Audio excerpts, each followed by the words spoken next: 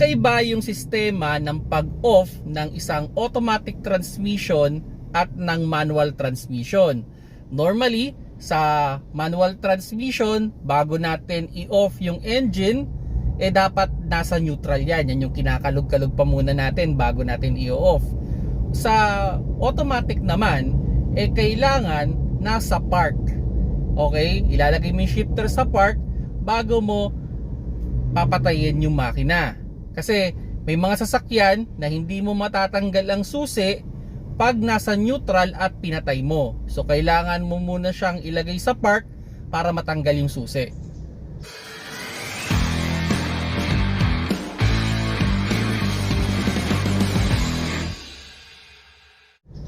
Hello mga paps, I'm Kuya Shane at meron tayong na-receive na question, paano daw ba mag-off ng automatic transmission?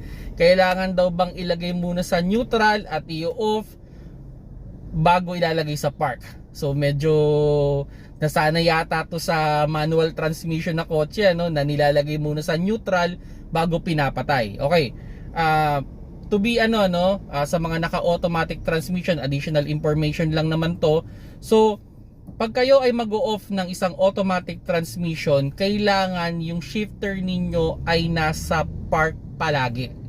Okay, mag-o-on kayo, mag-o-off kayo, i-double check ninyo yung shifter ninyo na dapat siya ay nasa park. Although may mga sasakyan na hindi mag-o-on kung nasa ibang halimbawa nasa drive o nasa reverse. Or may mga sasakyan naman na hindi mo matatanggal ang susi pag nasa neutral.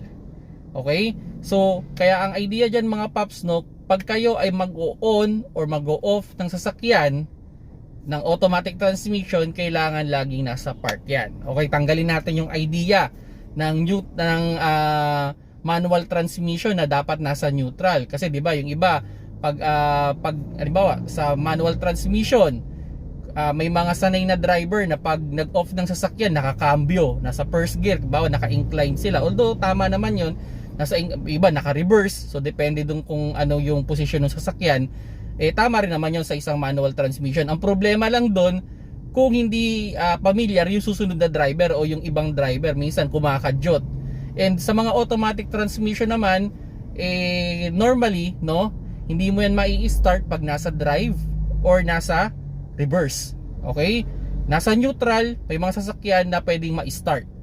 Pero pinaka-ideal, okay, na kailangan nasa park yan. Pag nag-off tayo or mag-on. So, kaya pag kayo ay nagka-automatic transmission mga paps, pag kayo ay magpapatay ng makina, i-double check nyo muna yung shifter kung nasa park para siguradong mapapatay ninyo yung makina nang walang problema. Kung nagustuhan nyo yung video, pakilike na lang mga paps.